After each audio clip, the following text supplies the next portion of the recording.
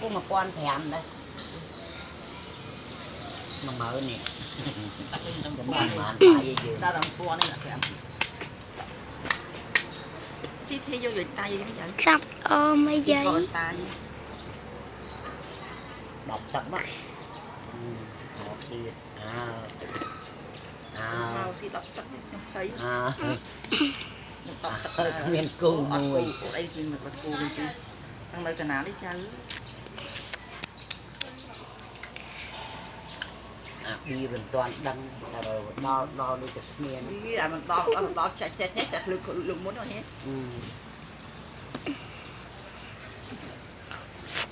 lên có hóm vậy chạy đi vậy là hoặc lang bạc ra chứ đo là gì hãy đo chạm thôi cuốn nữ từng bàn cù